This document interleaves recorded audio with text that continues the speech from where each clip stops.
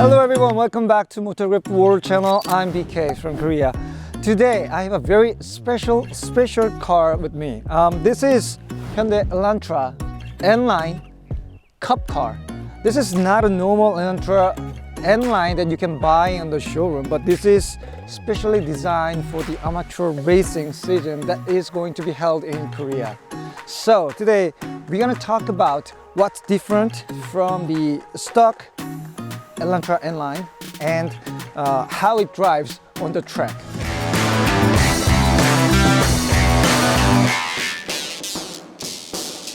This Elantra N-Line Cup Car is known for basic entrance to the racing hobby in Korea.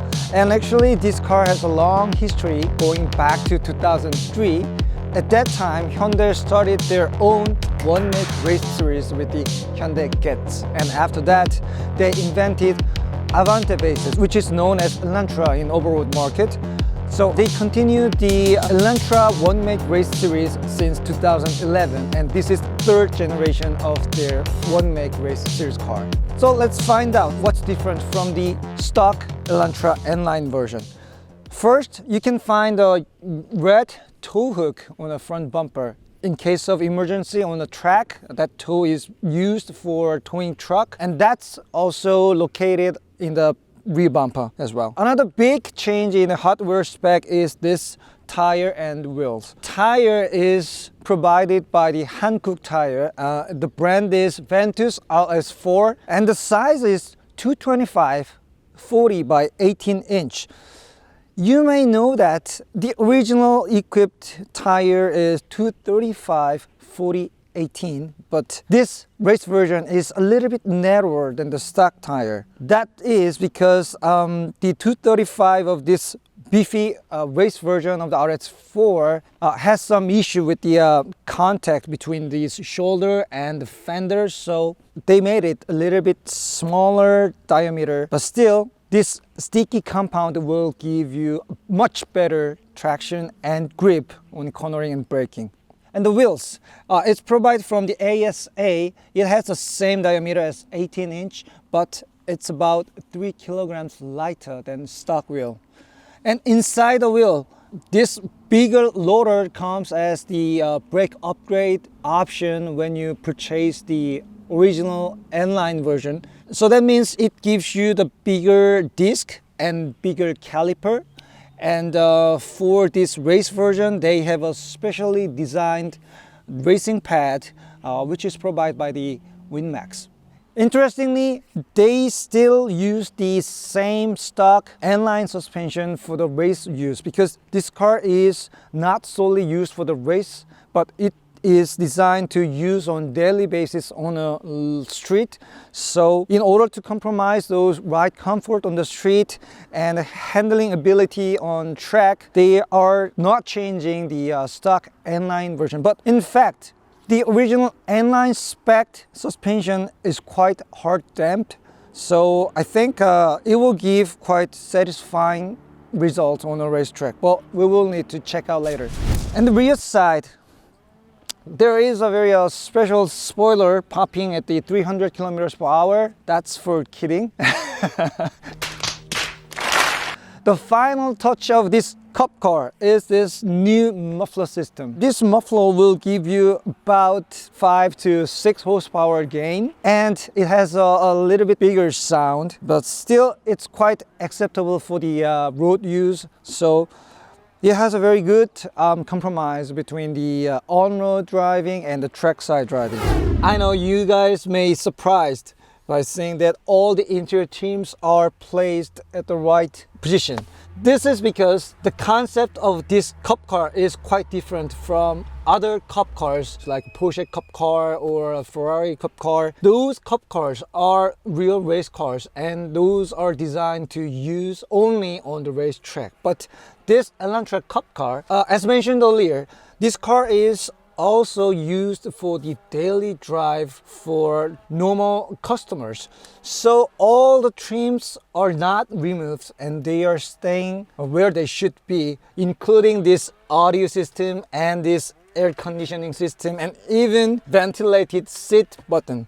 But this seat, as you can see, the stock seat is removed. This is optional depending on each driver, so they can choose between the stock seat or they can use more safe, this full type bucket seat upon their budget. And also for the steering wheel, this car has the same steering wheel as the OEM, but you may replace this with racing steering wheel from Sparco or Momo or OMP, whatever you want.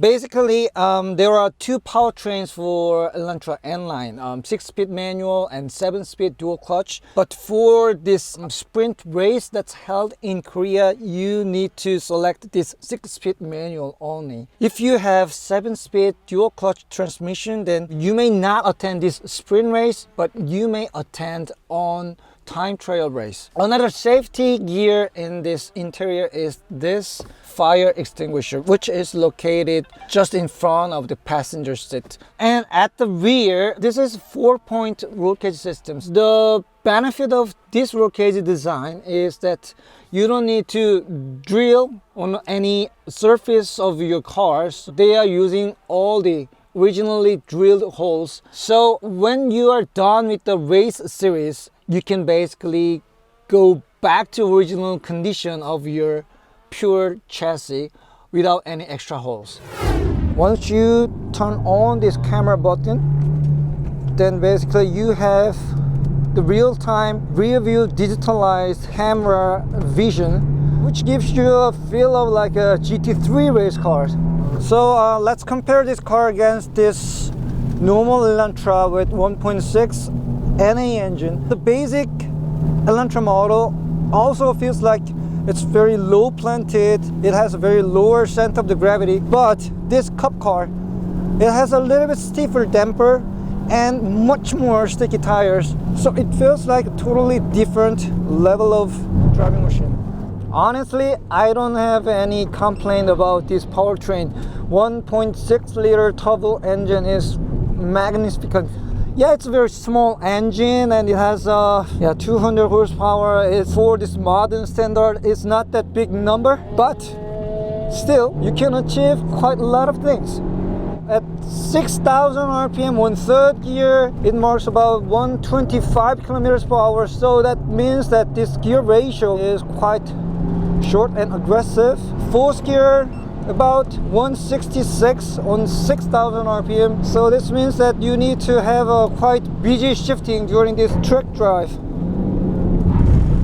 So the mid-range punch of the torque around 3,500 to 4,000 RPM. It's quite immense that it's always to better have a 1 gear higher than you may expect. The front grip is very surprising. Turn 1 to turn 3 is very high speed downhill approach, but in this case the car is really stable and it never has understeer. Yeah, it's very easy to drive and quite fun to drive. It doesn't matter that you have a real N or not, this N-Line Cup car is still quite playful. I have to tell you this, with this front engine, front wheel driven car, you know, it's very difficult to manage the understeer, neutral steer, oversteer upon your request. But this car, with this slight touch of the N-Line performance kit and a slight touch of this one-make Cup car racing tune, you can play with this car forever. It's quite impressive to see that on this kind of uphill long right-hander, it still does not tend to have big understeer, so it's very easy to control. Usually for the front-wheel drive cars, uphill, long, high speed, long corners are very difficult to manage the understeering. But this car, it's not a big job. This Avante Cup car does not have ELSD system on the front axle, so that means you need to have a very delicate throttle control during these high G-force turns. Otherwise, the inside wheel will lift up, have a wheel spin much, and waste the amount of the torque that should be used for the acceleration. Yellow flag. Too many cars. Big spin of M2. I really wish that this car has a ELC, then it may show fantastic movement during the approach to the corner. But this car is all about the throttle control. It's a fight between the torque. No! No! The fatigue of the brake system is quite okay, quite fine during this heart attack lap phase. But if you are driving this car on a really high speed tracks, which allows you to drive over than 200 kilometers per hour, then you may have some judder issue because of the cooling issue of the front disc. But the engine speedium, this is not the super fast track. The top speed on a main straight is about 180 or something. So in this case, I think the brake should be really fine during this attack session.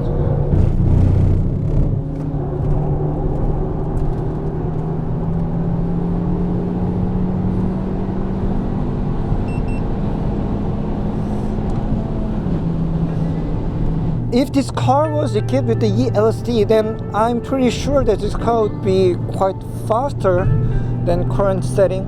But another aspect of this car is to train your driving technique, have more fun and feel the achievement. You see that the growth of your performance during all this training period. In that case, I think it's not really a matter that this car has a LSD or not, because drivers can adapt themselves to car more closely. The manual gear shift is slower than the dual clutch in nowadays. Everybody knows that. ELSD is faster, everybody knows that. But why do we choose this kind of car?